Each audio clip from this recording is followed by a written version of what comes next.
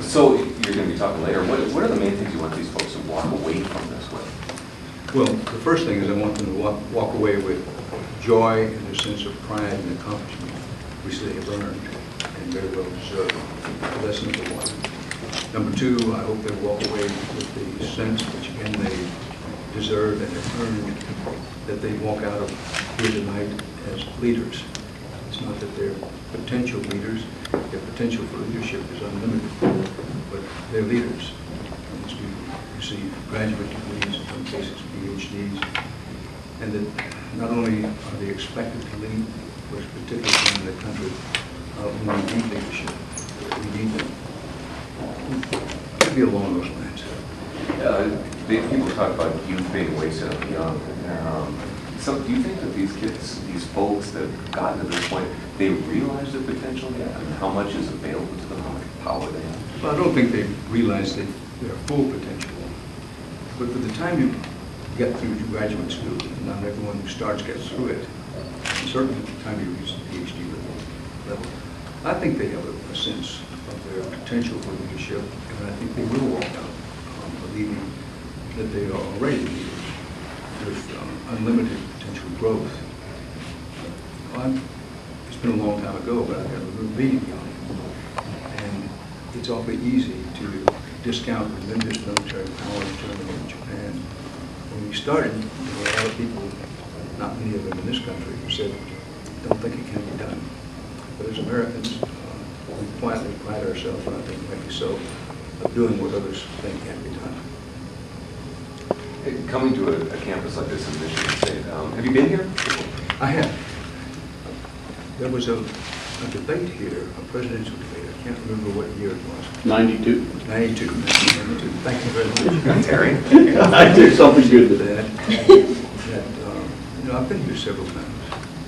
Good to come back. Inspiring. Really good to come back. Lansing is one of those college university towns that's unique into itself, but it bears some resemblances to me to Texas A&M, which is another land-grant college in my home state of Texas. And you can't come here and not really be inspired by the sense of energy. Driving into the airport today, I thought the closer we got to the campus, the more I could sense the energy.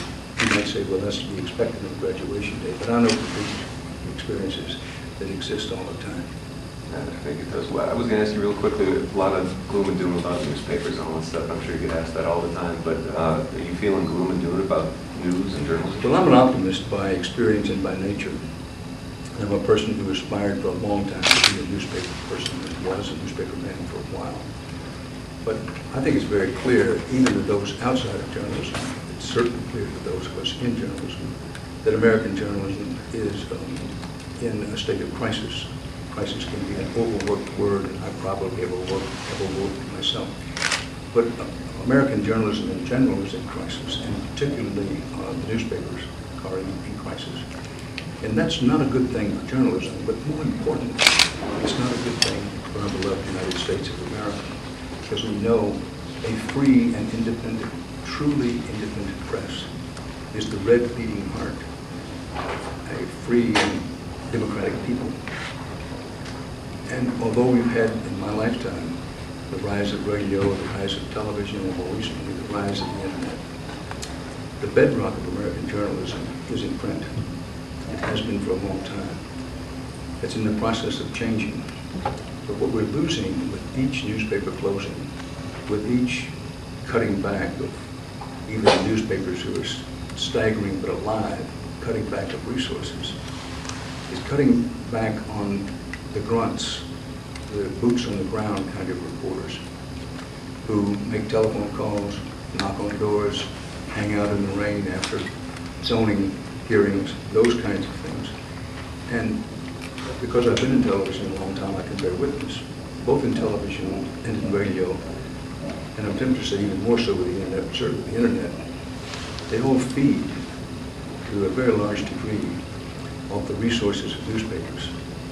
In every newsroom, it's not uncommon to look at what's in the next day's newspaper on the internet at night, or pick up the paper in the morning and start making your assignments.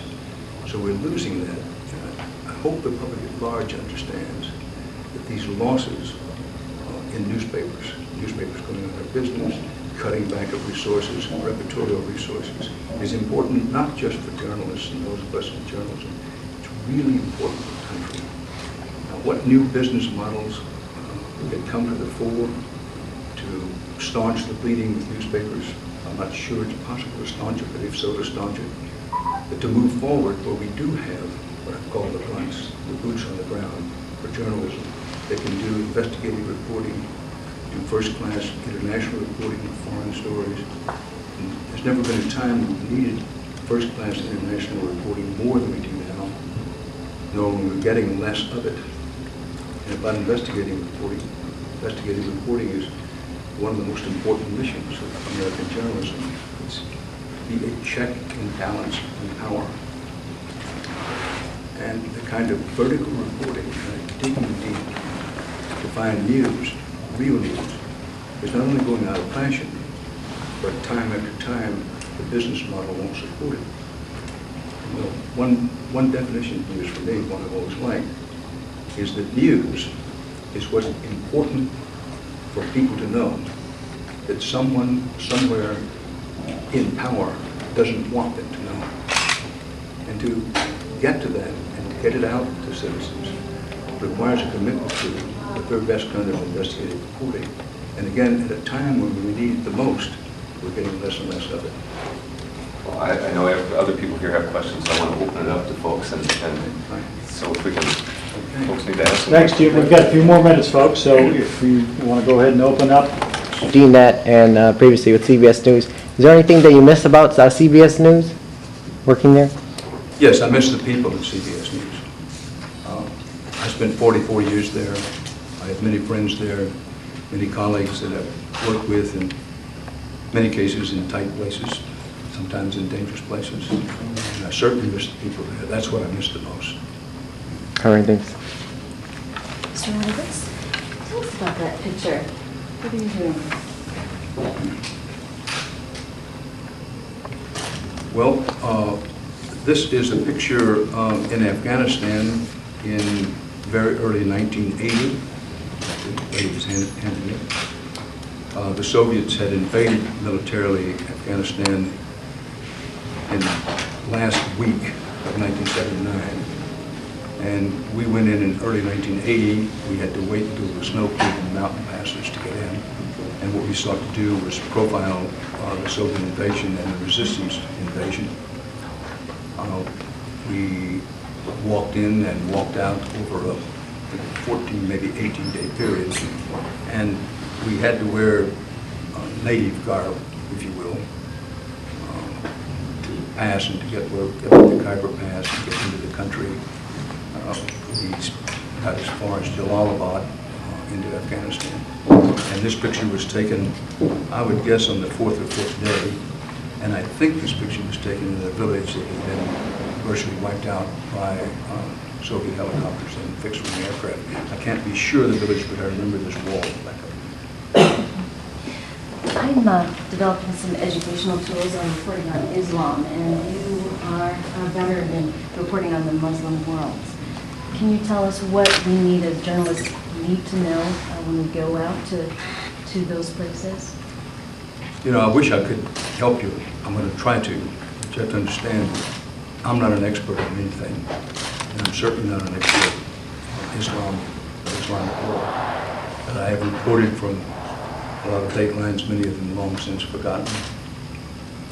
And just my own checklist, I'm not urging this on anybody else, my own checklist is, first of all, always remember that Islam is diverse, many-sided, and spirited, and you can't think of it any more than you can think of any other religion. That's just one stereotypical mass that thinks all one way. There's many different feelings, and thoughts, and beliefs within Islam as there are within Christianity, Judaism, Buddhism. So that's number one. Number two is keep in mind that it does matter in what region of the world. Islam stretches around the world, A lot of people don't realize that Indonesia, for example, is majority Islamic. Most people I meet don't know that Indonesia is Islamic at all. The point is that it requires, as a journalist, a great deal of thinking about, well, am I in Iran or Iraq, Afghanistan, Indonesia? It doesn't matter where you are.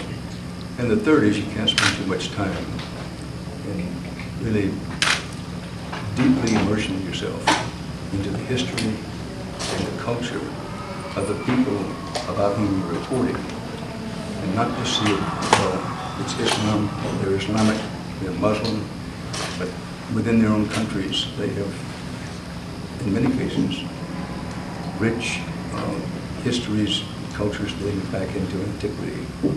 I would say among the shortcomings of many reporters, and I would include myself,